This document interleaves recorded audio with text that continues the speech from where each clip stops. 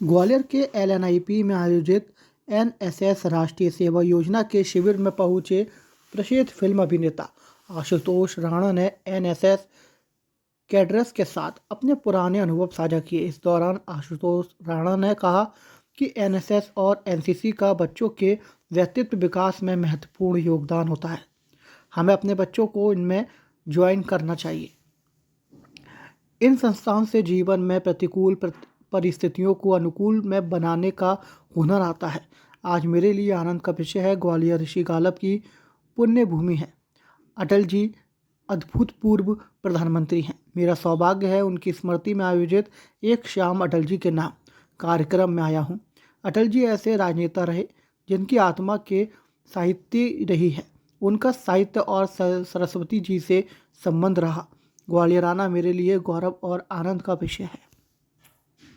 विनोद का विषय है, लेकिन मेरा अपना ये मानना है कि किसी भी बच्चे के व्यक्तित्व विकास में एनएसएस और एनसीसी, तो हमारे बच्चों को निश्चित रूप से एनएसएस और एनसीसी ज्वाइन करनी चाहिए, क्योंकि हमारे जीवन में प्रतिकूल परिस्थितियों को अनुकूल में रूपांतरित करने का अगर हुनर आता है तो कहीं ना कहीं ऐसे ही शिविर और ऐसे ही संस्थान और ऐसी ही व्यवस्था हमारे अंदर प्रदान करती है। आज ग्वालियर आए हैं आप जी। अटल जी भी हिंदी के बेहतरीन, हाँ। और आप भी जो है देश के जाने वाले हिंदी के, कितना आज ग्वालियर के लिए भी गौरव बड़े आनंद का विषय है हमारे लिए कि ये ऋषि गालब की भूमि है। ये हमारे देश के मतलब लोग भले ही भूतपूर्व प्रधानमंत्री कहें, लेकिन मैं आदरणीय अटल जी के बारे में मेरा अपना ये मानना है कि वो अभूतपूर्व प्रधानमंत्री हैं।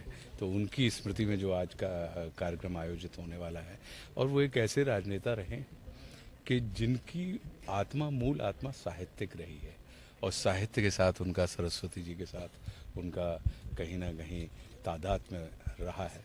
तो ये गौरव और आनंद का विषय है कि उनकी स्मृति में जो कार्यक्रम ग्वालियर में आयोजित हो रहा है और उसमें आज मैं उपस्थित हो रहा हूँ। तहजीब के लिए बोलते हैं आप, लेकिन अभी देखने में ये आ रहा है कि हर मस्जिद के नीचे अपन अभी शाम को अपन वहाँ पे मिलेंगे, वहाँ चर्चा करेंगे। छोटा सा बिल्कुल से जुड़ा सवाल। हाँ, दादा अभी हम राष्ट्रीय एनएसएस के कार्यक्रम में हैं, तो मुझे लगता है कि हम कहीं ना कहीं उस विषय पे आप चर्चा करेंगे तो ज़्यादा आनंद का विषय रहेगा। दादा भारतीय फिल्में अगर देखें तो अब कमर्शियली भी जो है वर्ल्ड वाइड लेवल की होती जा रही है।